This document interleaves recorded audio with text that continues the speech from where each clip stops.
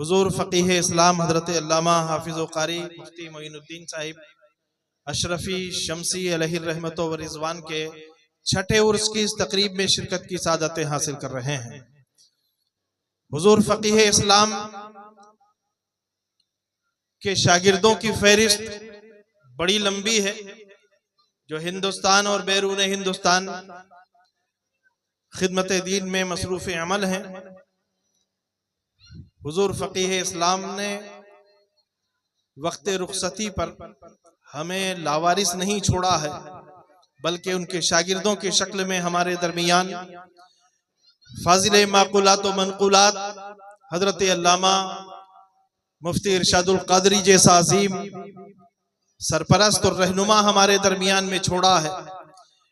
حضرت علامہ مفتی رضوان جیسا پیکر علم و عمل ہمارے درمیان چھوڑا ہے، اور خطیب ذیشان گلے گلزار غوثیت حضرت علامہ سید واقف میاں جیسا عالم باعمل ہماری ہدایت اور رہنمائی اور سرپرستی کے لیے چھوڑا ہے۔ شاگردان فقیہ اسلام میں ایک ایسا عالم دین بھی ہمارے درمیان آج اس بزم میں موجود ہے، جو ایک خطیب 1 گھنٹے کی تقریر میں جو پیغام دیتا ہے، وہ 1 گھنٹے کا پیغام اس خطیب کو یہ کمال حاصل ہے کہ وہ 1 گھنٹے کا پیغام 10 منٹ میں بھی لوگوں کے سامنے پیش کرنے کی خوبی رکھتا ہے۔ میری مراد حضرت علامہ صوفی ذاکر حسین صاحب، میں حضرت سے گزارش کرتا ہوں کہ حضرت صوفی ذاکر صاحب تشریف لائیں۔ یہ کمال اور یہ خوبی شاگردان فقیہ اسلام میں جب آپ ہی کو حاصل ہے، تو میں گزارش کرتا ہوں 10 منٹ کے لیے آپ مائک پر تشریف لائیں۔ آئیے نعرہ تکبیر و رسالت سے ہم حضرت علامہ صوفی ذاکر صاحب کا استقبال کریں۔ نعرہ تکبیر، نعرہ رسالت، عرس فقیہ اسلام۔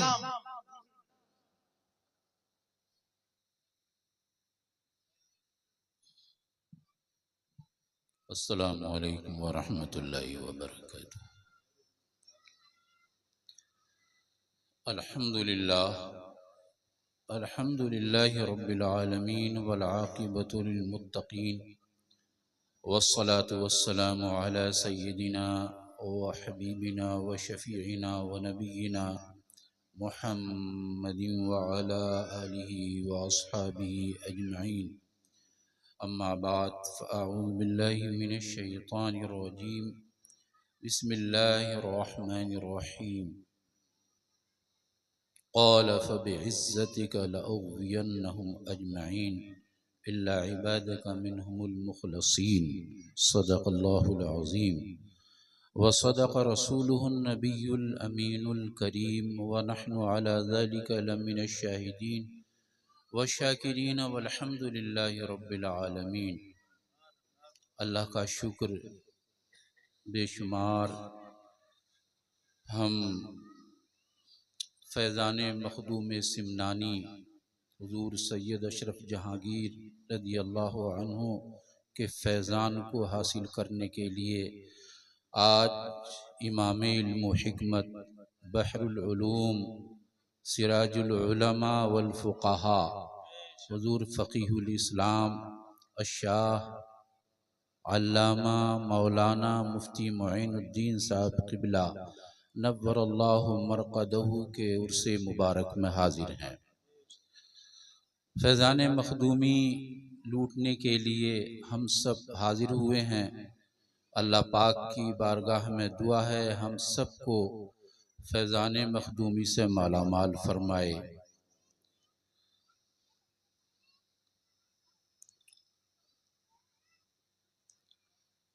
سامعین، حاضرین، علماء کرام تشریف فرما ہیں، اور ان میں جو خصوصیت کے ساتھ حضرت مولانا قمر الدین صاحب نے نام لیے وہ بھی سب موجود ہیں۔ 10 منٹ کیا 5 منٹ کے لیے آپ کے گوش گزار میں چند چیزیں رکھوں گا، امید ہے کہ وہ آپ کے کام آئیں گی۔ کچھ سننے سنانے کچھ بتانے سے قبل پیار و محبت کے ساتھ حصول خیر و برکت کے لیے آقائے کائنات سرکار مدینہ رحمت عالم نور مجسم کے دربار گہربار میں درود و سلام کا ہدیہ پیش کریں۔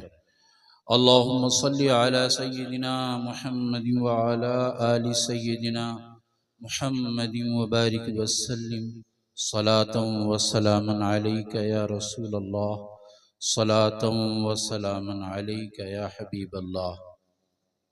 ابھی کچھ دیر قبل شہزادہ فقیہ الاسلام حضرت مولانا حافظ قاری محمد نظام الدین صاحب آپ کو نصیحت کر رہے تھے، سمجھا رہے تھے، بتا رہے تھے، اور ان میں وہ بہت ساری باتیں تھیں جو آپ نے اپنے ابا حضور حضرت سے سنی سمجھی۔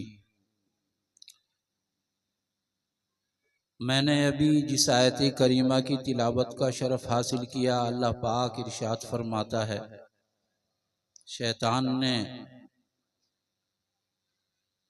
اللہ کی بارگاہ میں کہا کہ تیری عزت کی قسم میں سب کو گمراہ کر دوں گا، تیری عزت کی قسم میں سب کو گمراہ کر دوں گا۔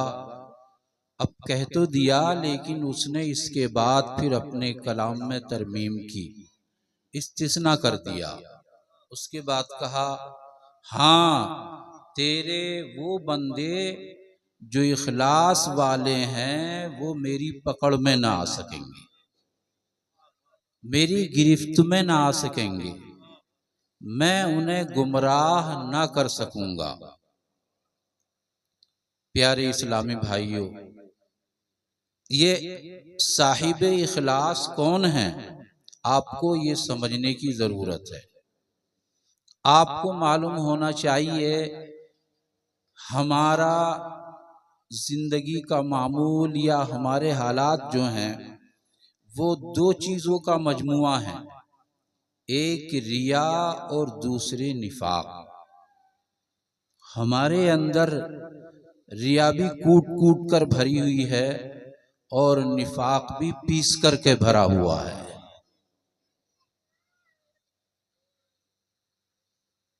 یاد رکھیں، جو صاحب اخلاص ہو جاتا ہے اس کے اندر سے ریا بھی نکل جاتی ہے اور نفاق بھی نکل جاتا ہے۔ یہ چیز ذہن نشین کرنے کی ہے۔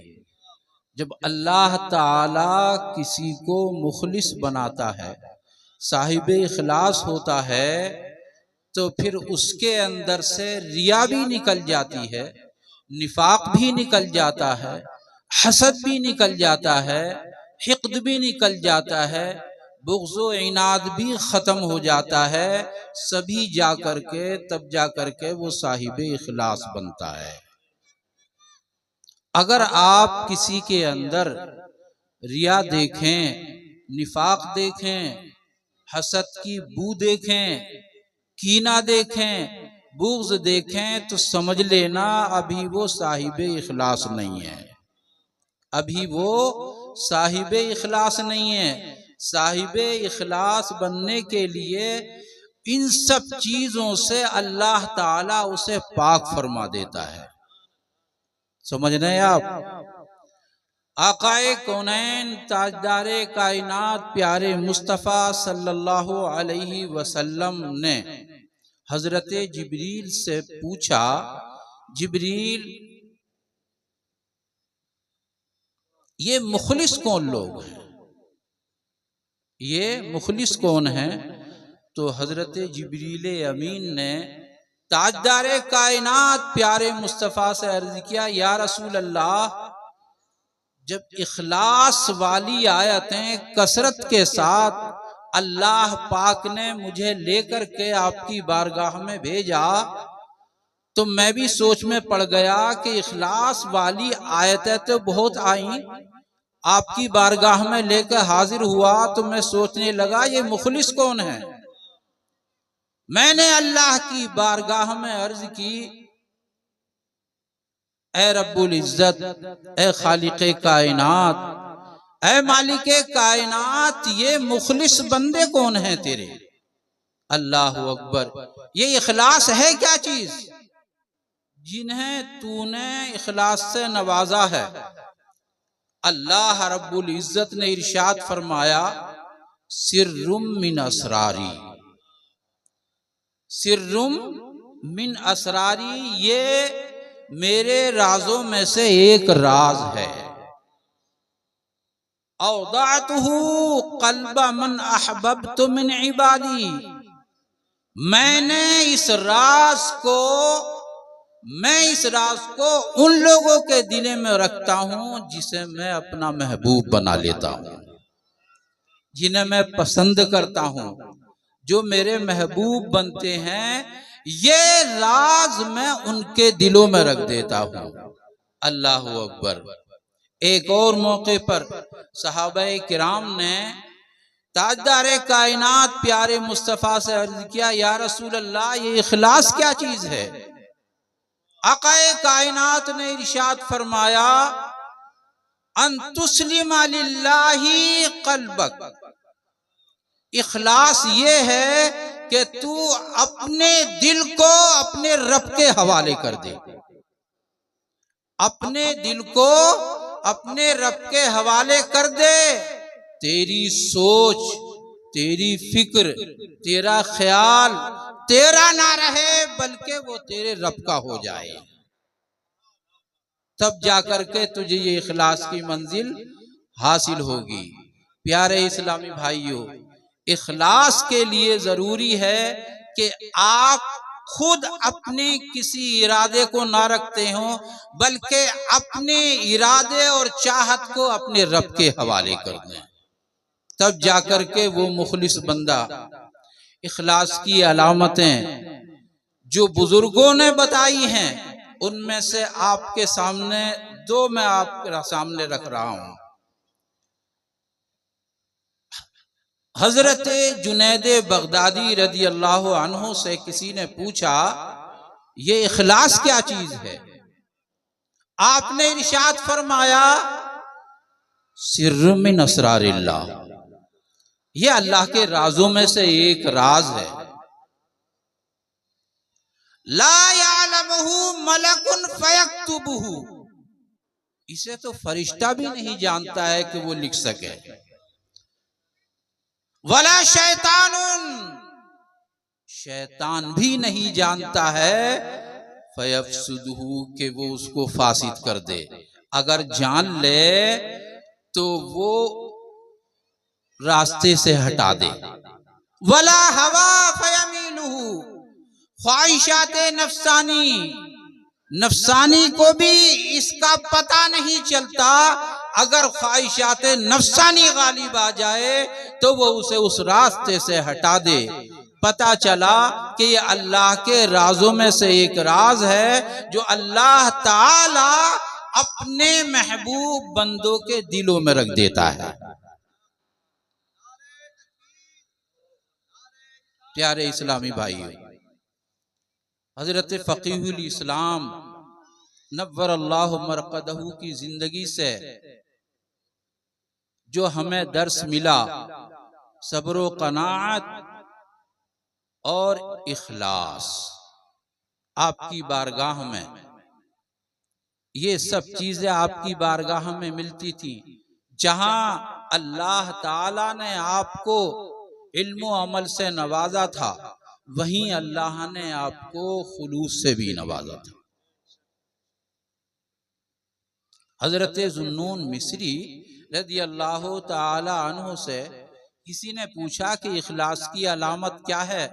اب آگے مجھے اس میں کچھ عرض کرنے کی ضرورت نہیں ہے، ہر شخص اپنا محاسبہ کرے، اپنے آپ کو دیکھے کہ میرے اندر یہ اخلاص کی علامت ہے یا نہیں۔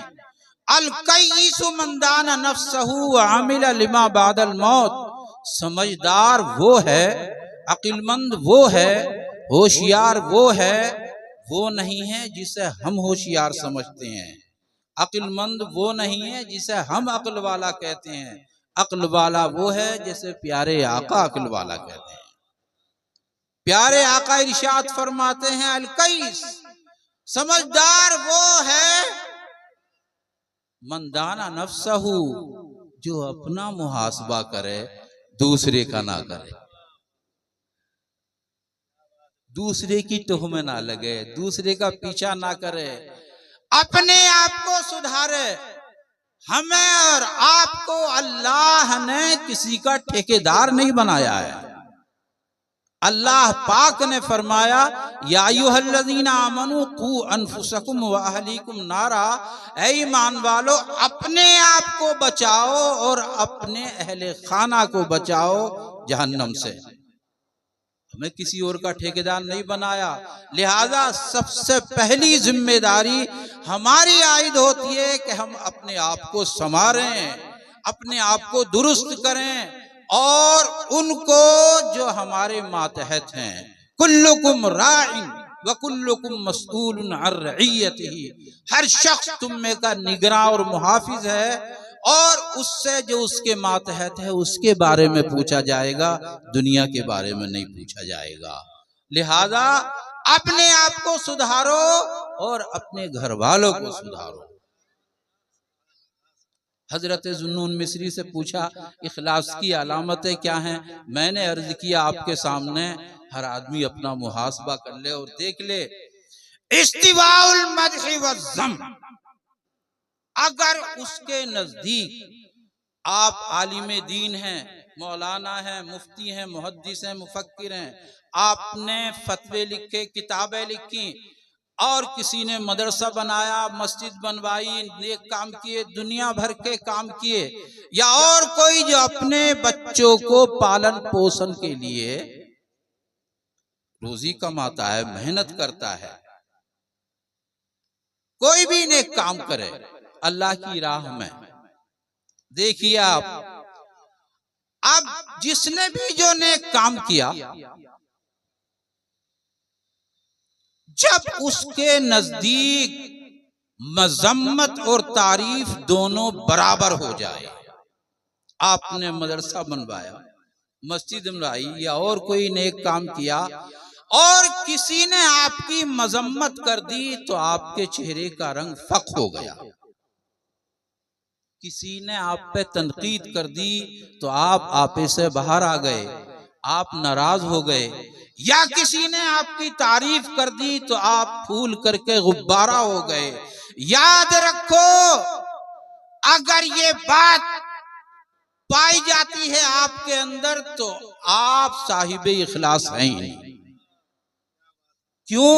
اس لیے کہ آپ نے یہ کام اس کے لیے نہیں کیا کہ آپ جس کی وجہ سے ناراض ہو رہے ہیں یا پھول کر کے غبارہ ہو گئے، نہیں، اس کا مطلب یہ ہے اللہ کی رضا اگر اس میں شامل ہوتی، آپ نے رضائے خدا کے لیے یہ کیا ہوتا تو آپ کو نہ کسی کی مذمت کی ضرورت ہے، نہ کسی کی حمد و تعریف کی ضرورت ہے۔ کوئی تعریف کرے تو آپ کے اوپر کوئی فرق نہ پڑے، کوئی مذمت کرے تو آپ کے اوپر کوئی فرق نہ پڑے، آپ سمجھ لینا کہ آپ صاحب اخلاص ہو گئے، اور اگر فرق پڑ جائے تو ابھی آپ صاحب اخلاص نہیں ہیں۔ استواء المدح والذم، جب اس کے نزدیک مذمت اور مدح دونوں برابر ہو جائے تو یہ اخلاص کی علامتوں میں سے ایک علامت ہے۔ آپ جو بھی عمل کر رہے ہیں، آپ کی نظر اپنے عمل پہ نہ ہو بلکہ اپنے رب پر آپ کی نظر ہو، اس عمل کرنے میں آپ اپنے رب کی رضا اور خوشنودی طلب کرتے ہوں تو یہ دوسری علامت ہو گئی۔